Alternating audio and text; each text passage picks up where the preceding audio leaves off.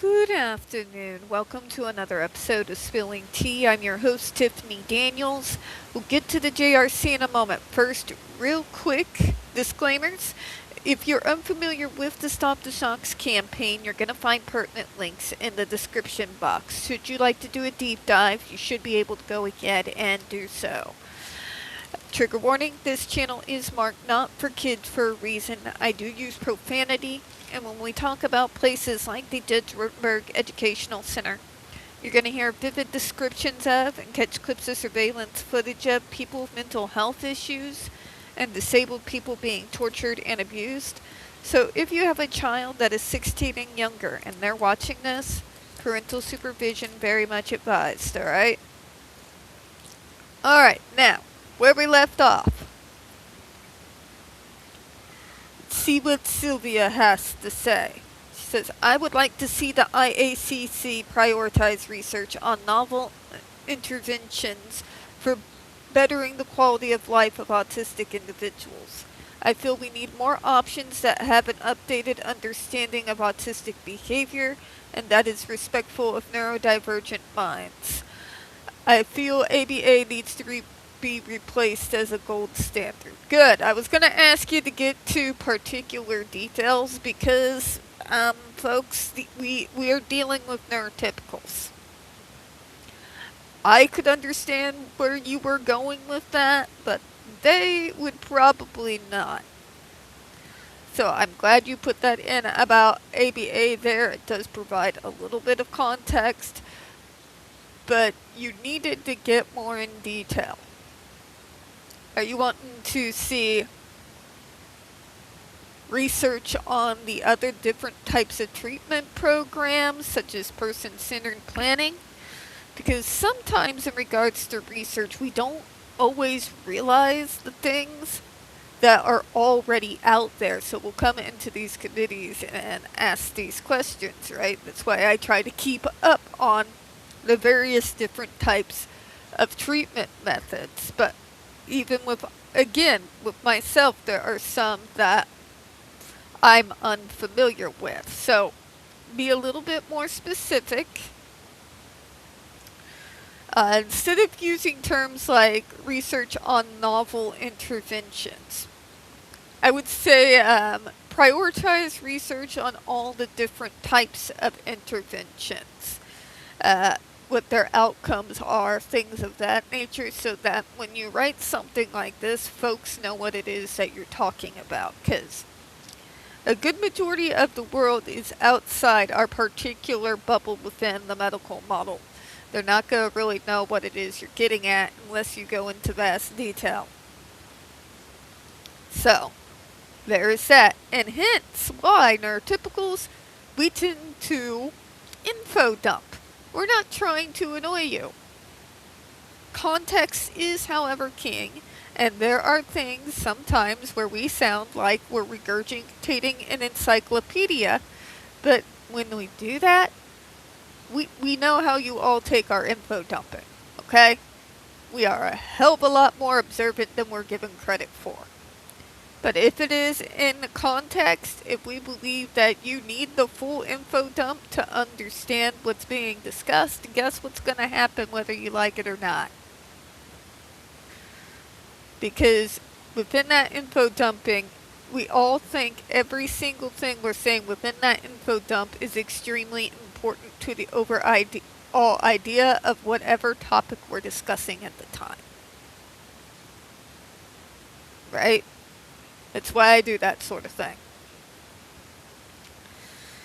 Let's see what Eli has to say here. I would like the IACC to prioritize research into pain and discomfort experienced by many autistic people when under or around fluorescent lights and possible ways of solving this or finding alternatives.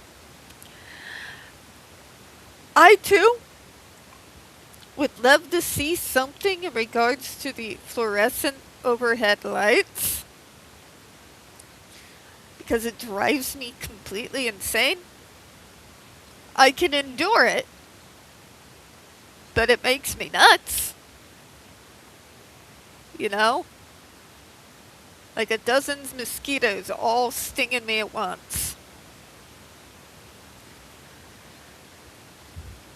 being said, though, a lot of people are going to tell you to use noise-canceling headphones or force you to endure. I would love to see something if people who make those fluorescent lights can simply find something to make them not make that weird-ass sound that tweaks me out. But the pain and the discomfort is because we have... Our brains aren't neurotypical. And as far as I know, there's not a whole lot of ways that we can bring that to the same level within our own heads that we're going to be able to handle the same way our neurotypical peers do. As of right now, that's just not going to happen. So you have to use things like assistive devices, things like noise-canceling headphones, for example. Being very particular when you go to the grocery store. Buy for more than just 1 week so that you're not constantly having to deal with it all the time. Or you can be me and just be done with all of it, including random people you've never met before, but they know you because they heard you on an interview once and they think it's perfectly okay to put their arm around you and say good for you for getting out of your comfort zone while you have a fluorescent light that was forged in the ninth circle of hell right above your head, sounding like in a gigantic army of angry killer bees. Hence why Instacart has become my friend. It would be interesting to see why our brains... I don't want to... It is kind of animalistic, though, the way we can literally, like, taste color. And sound. I would like to see studies into that, but mainly right now, your best bet to deal with it in the meantime is going to be your assistive devices. Let's see what Katya has to say here. I would like the IACC to prioritize research on treatment for inflammatory bowel diseases in autistic adults and ensure that autistic people are collaborators on the project, not just research subjects. I've never had that particular issue, thankfully.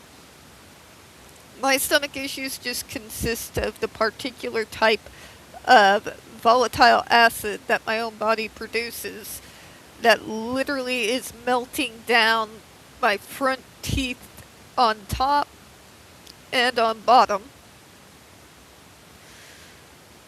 But you get where I'm going there. That would be interesting. Linnea Wickstrom says, please look into supporting research on the etiology of gastrointestinal difficulties in people with autism. In particular, please research into gabapentin as a regulator for the gut. My gut problems come from my anxiety. I know this deep in my soul, but I also know it because the science backs up my informed hypothesis of why I have that acid reflux. And why I got it at such a very young age is because of that anxiety. There should be a lot more studies and discussions than there are at the impact of stress and anxiety on physical health. Because it will get your stomach, your head, your body. You may run into heart issues. So, no, I get it, but I'm so tired of the autism gut theory that I can't even see straight. Because these are individuals who are not willing to consider other alternatives. They don't want to think about the fact that maybe it's not the tism, that it might be just the anxiety and overall stress of being forced into a world not built for us. In particular, because that world is particularly hostile towards us. And I do think that's what causes a lot of stomach problems. I would like to see more research into it.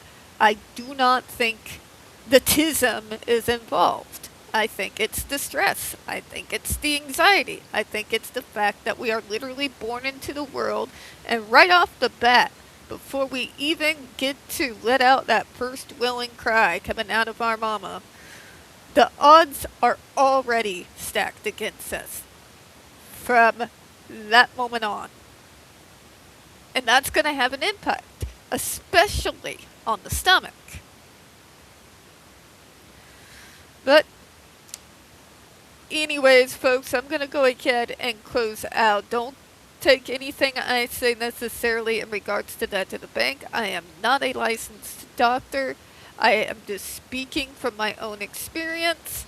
But from those I have spoken with, that has often been the case where once they're out of the stressful situation, the stomach issues aren't quite as bad. They're still there, but they're not as bad. Alright? Okay, we don't get very many views on this channel. The few we do tend to get removed from time to time. If y'all could be so kind, please don't forget to hit the like button, hit subscribe, don't forget to hit the comments, and as always, make sure you're still set up for notifications. We don't want you missing any episodes out of the Down the Rabbit Hole or the Snake Oil Salesman series. I do appreciate your time. And as always, folks, we here at Spilling Tea absolutely do. Hope you have a good one. I'll see you all next time. Bye-bye now.